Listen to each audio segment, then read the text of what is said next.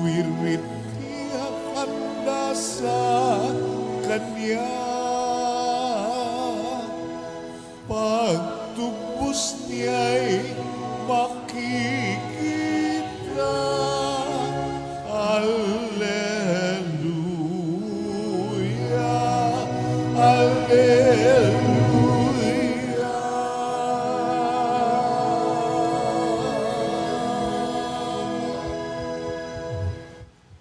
Sumainyo ang Panginoon. At sumaiyo rin. Ang mabuting balita ng Panginoon ayon kay San Mateo. Papuri sa iyo, Panginoon.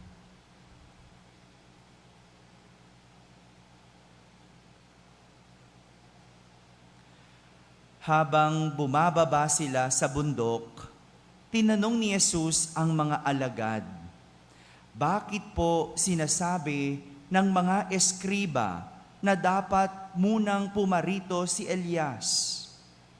Sumagot siya, "Paririto nga si Elias upang ihanda ang lahat ng bagay. Sinasabi ko sa inyo na pumarito na si Elias, ngunit hindi siya nakilala ng mga tao, at kanilang ginawa sa kanya ang gusto nila. Gayon din naman, pahihirapan nila ang anak ng tao."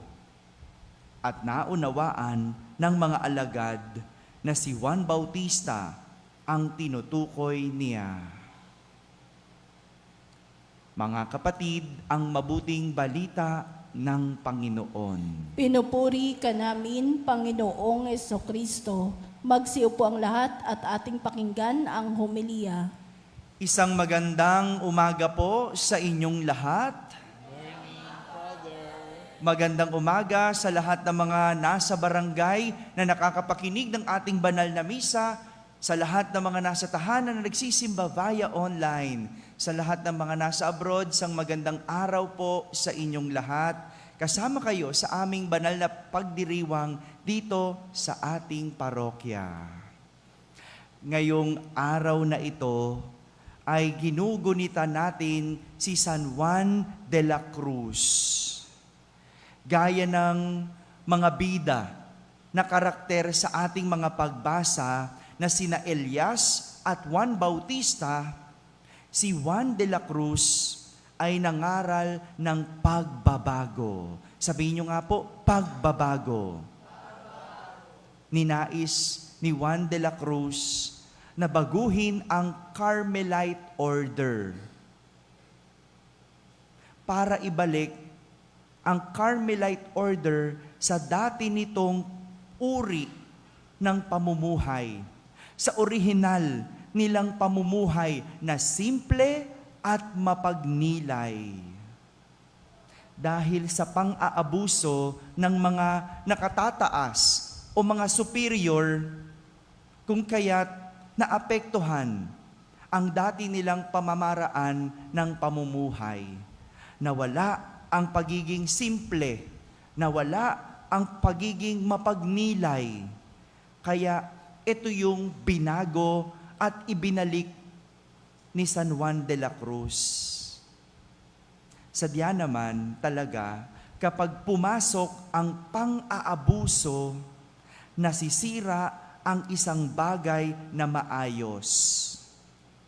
Ang isang relasyong maayos, kapag pinasukan ng pang-aabuso, nasisira.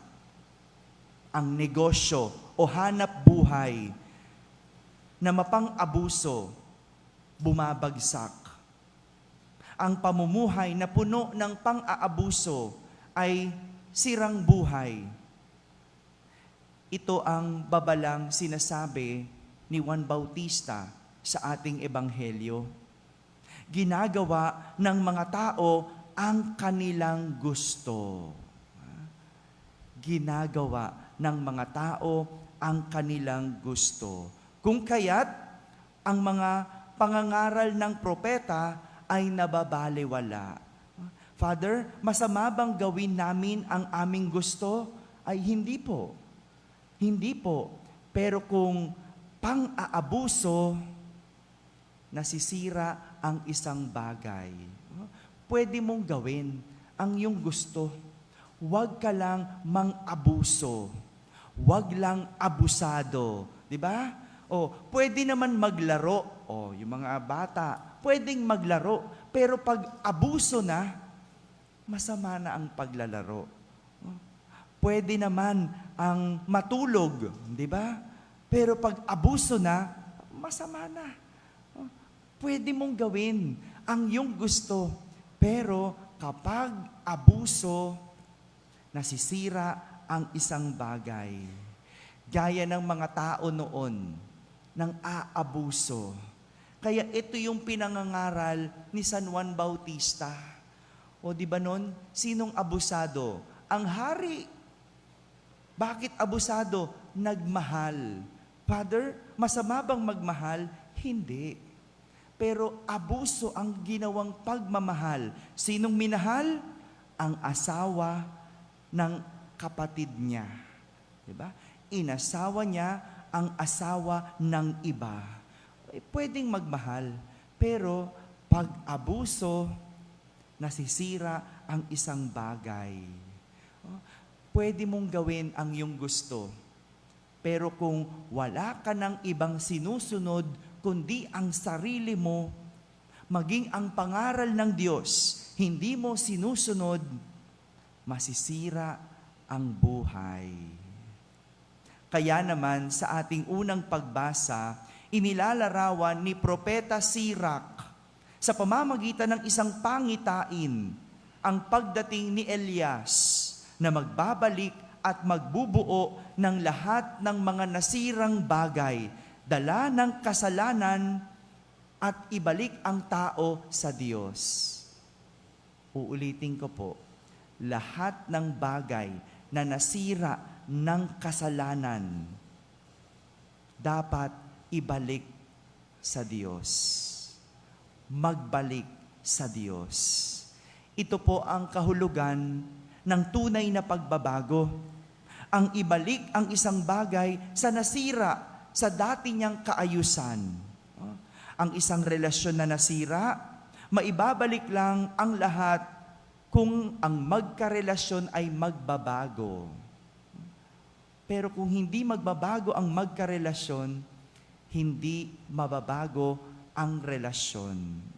Sa negosyong bumagsak, maibabangon lang kung ang nagpapatakbo o may-ari ay magbabago. Sa isang pamumuhay na magulo, maayos ang lahat kung magkakaroon ng pagbabago. Ito yung paanyaya sa atin, magbago.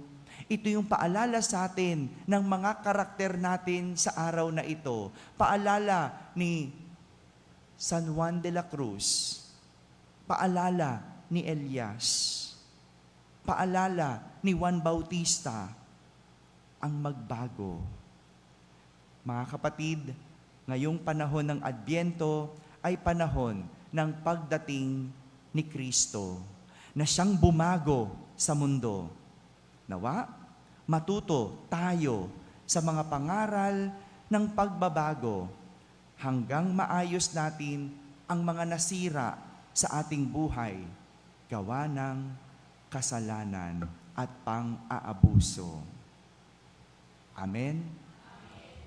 Amen.